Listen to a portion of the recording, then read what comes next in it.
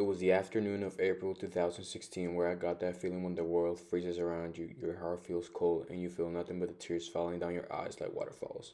It was that afternoon when I got the news that my little cousin, a person that is a key element to the family and to me, was rushed to the analysis room because one normal day at home he was just laying down as usual, but he started feeling like his soul was leaving his body and that he could not feel anything in him.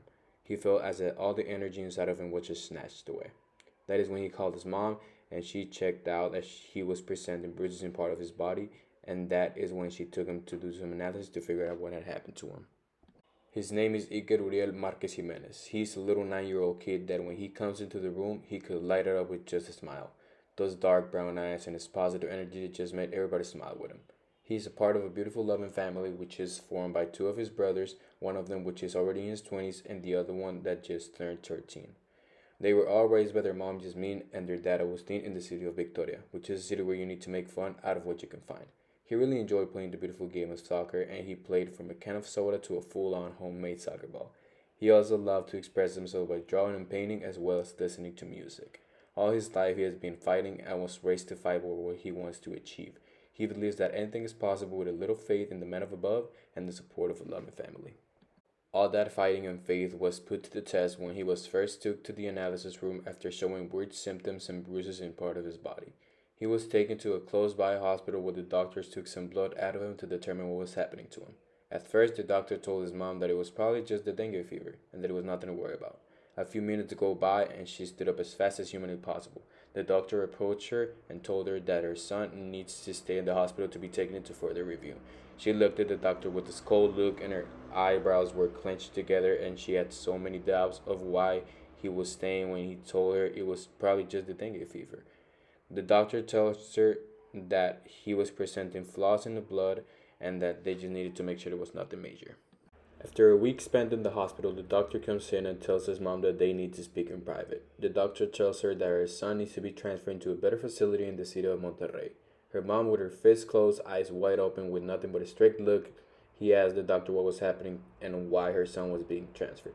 The doctor tells her that her son is presenting symptoms of leukemia, which is a type of cancer in the blood. She got this feeling that the world was crumbling around her, and because she did not know the magnitude of his cancer, the hope in her eyes slowly faded away because she felt like she might lose her son.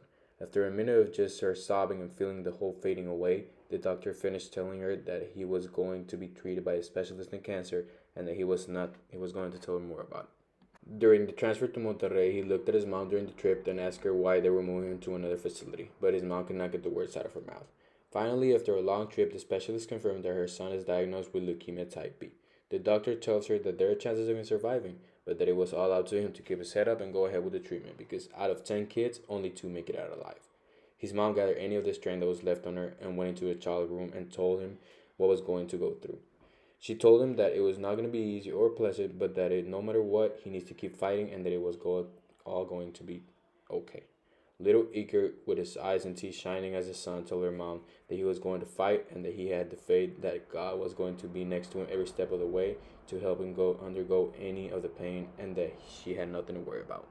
The chemotherapies were diagnosed to last up to 4 years, and along the way, the child was most likely going to present blood problems and that he was going to need platelets along the way. As soon as she heard that, she got all the family in, and we came up with the idea of creating a page where we told his story and asked for people to volunteer and donate platelets to keep him fighting against cancer. After a while, we saw a bunch of people asking for Iker, and we answered for him, and they told us that they were here to help him out. This made the whole family's eyes roll out, and we couldn't say anything but thank them for helping them out. The process was tough, and since he was just 4 at the time, he was going through a lot of pain. And there was a time where he would told his mom that with his eyes sobbing that he didn't want to do this anymore, that he wanted to go back home and keep enjoying his life. That is when her mom called the whole family, and we all came into his room and brought him everything he enjoyed doing. We all brought him toys, drawings, puzzles, and everything with a smile on our faces to light up his world as he is lighting up ours. During this tough process, he told us he made a lot of friends, but there was this one special one to him that he called his best friend. His name was Elian, and they met in the hospital in Monterrey, and they both had the same age and went through the same treatment. They shared a lot of good talks in the time they were in the room and played a lot of music and puzzles. He described the talks with Elian as relaxing and relieving to him, since he was the only person other than family that he talked to. One day, Igor was waiting for Elian in his room, but he didn't go, and he got worried about him. After a day, Elian's mom gave him the news with tears in her eyes and sobbing that Elian was now looking over him and was resting easy with God. He could look at her with those bright eyes he always has, but this time with tears in them. He told her that he knew he was going to be in a better place and that one day he was going to see him again. After 4 years of chemotherapy and harsh treatment, the doctor came into Icar's room and told him that he made it through the treatment and is now under just vigilance. He jumped out of his bed, glad that those needles were out of him, and jumped to his hugged his mom with tears in both of their eyes.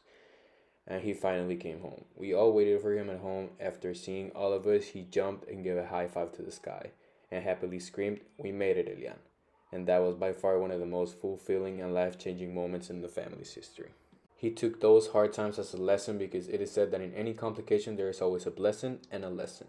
He learned that family is by far one of the best gifts God has given us. Throughout all his treatment, we as a family never left his side and always gave him out of our full support and encouraged him to keep moving forward. He showed us that out of nowhere, time can be snatched away from us and that we must enjoy the little things and be happy that we got to live another day.